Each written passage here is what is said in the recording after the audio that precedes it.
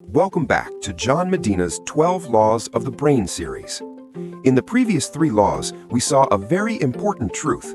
The brain doesn't operate based on emotions or social habits, but on very clear biological laws. When we understand and respect these laws, learning, working, and communicating become much easier. The 4th law we'll discuss today touches on a very challenging issue in learning and teaching. If concentration is a valuable biological currency, why is the brain willing to spend all its attention on an incident lasting less than a minute, but incredibly stingy when it comes to a lecture lasting hours?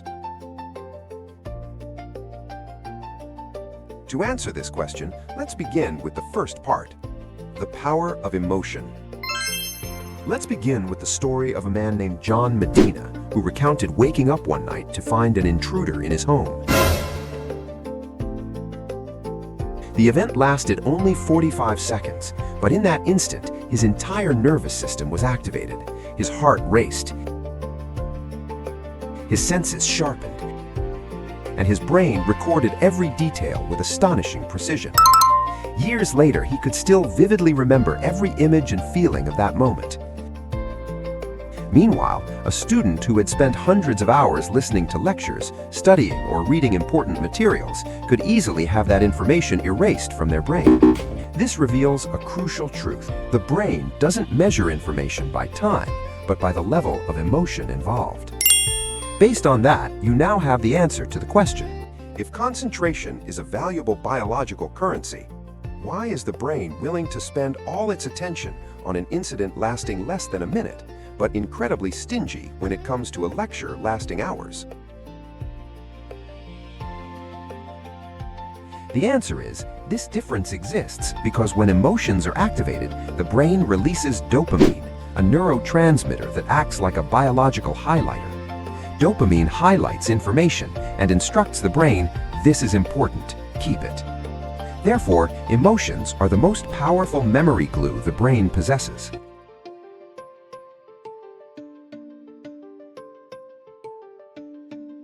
However, emotions are only half the story. The other half involves a very rigid limitation of the brain, the time limit. If the brain can only maintain attention for a short period, then the next question is, how long is that short period actually? The answer to that short time frame lies in a very basic rule about how our brains are programmed, and that rule is known as the 10-minute clock. Before we get to this part, I have a question for everyone. So, in a society that always values perseverance and persistence, is losing focus every 10 minutes a sign of weakness or a clever survival strategy of the brain? Let's get back to the main point. Author John Medina and many other neuroscientists have discovered that the human brain has a natural attention cycle. This cycle typically lasts about 10 minutes. During that time, the brain can maintain a high level of focus on new information. But after this point, if there is no change, attention begins to decline noticeably. This explains why in long presentations, listeners, despite their best efforts, begin to daydream, lose focus, or think about other things. It's not because the content is unimportant, but because the brain has almost exhausted its initial attention span. Based on that, you now have the answer to the question, so in a society that always values perseverance and persistence, is losing focus every 10 minutes a sign of weakness or a clever survival strategy of the brain?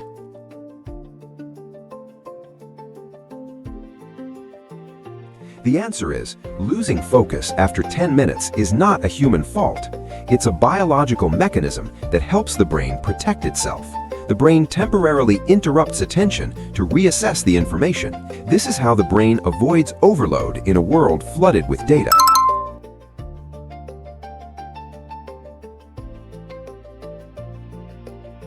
When realizing their attention span is declining, many people choose a seemingly logical solution, multitasking, to make the most of their time. But does this strategy really help the brain work more efficiently? The answer is no. Science has clearly proven that multitasking is just an illusion. We're moving on to part 3, the multitasking illusion. Before we get to this part, I have a question for everyone. Why is multitasking lauded as a modern skill, while neuroscience views it as a performance-degrading mistake? Neuroscience shows that the brain cannot handle multiple high-attention tasks simultaneously. What we call multitasking is essentially the brain constantly switching between tasks. Each time it switches, the brain shuts down one stream of attention and restarts another. And the price to pay for this process is enormous. Taking time to complete tasks is longer, errors increase, and stress levels are higher. Based on that, you now have the answer to the question, why is multitasking lauded as a modern skill, while neuroscience views it as a performance-degrading mistake? Multitasking is considered a systemic error because it disrupts the continuity of attention. Instead of saving energy, it forces the brain to constantly restart, like a computer constantly turning programs on and off.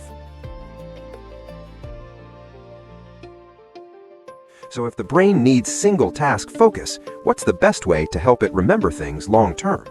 The answer lies in organizing information in the way the brain expects. Let's move on to part 4. Meaning first, details later. How the brain learns best. Before we get to this part, I have a question for everyone.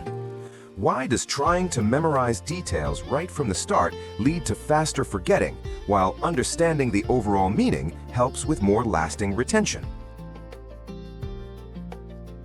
The brain operates on the principle of moving from general to specific. It needs a big picture before processing the smaller pieces. When information is presented in this structure, the brain can more easily connect and remember it. Based on that, you already have the answer to the question. Why does trying to memorize details right from the start lead to faster forgetting, while understanding the overall meaning helps with more lasting retention? The answer is because the overall meaning acts as a framework. Without a framework, the details have nothing to hold on to and are quickly discarded. But even with good structure, attention spans will still decline over time. Therefore, we need a strategy to refresh attention at the right moment.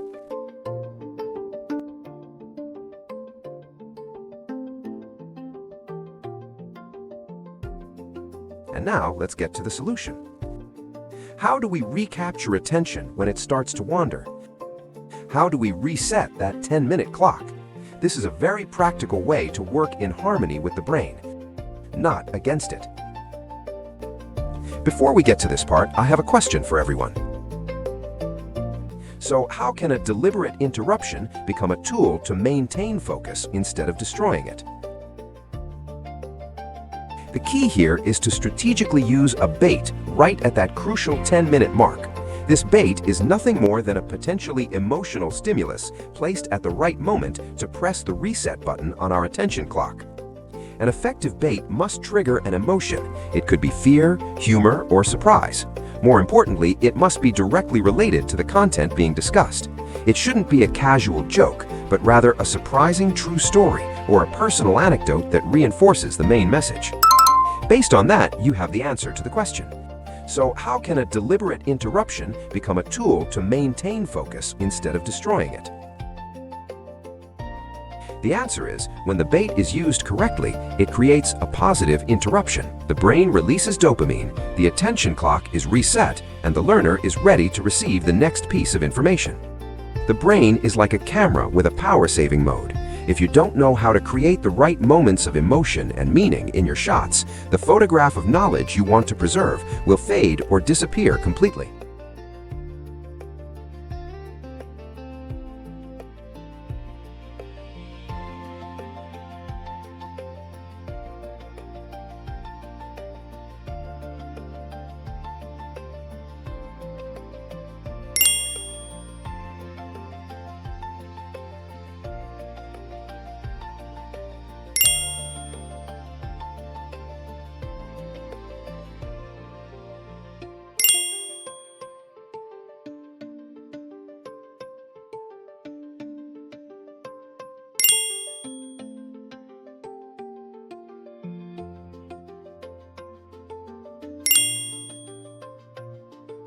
Before we conclude today's lesson, I'd like everyone to take a moment to reflect on the core of rule number 4.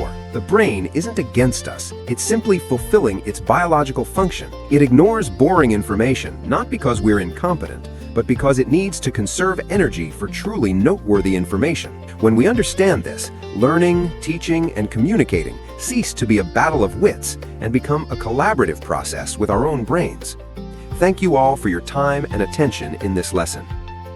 Your listening, thinking, and questions are proof that when the brain is respected, it's willing to cooperate. In the next installment of the 12 Brain Rules series, we'll move on to rule number 5, which deals with short-term memory, remembering to recall. And now, goodbye and see you again.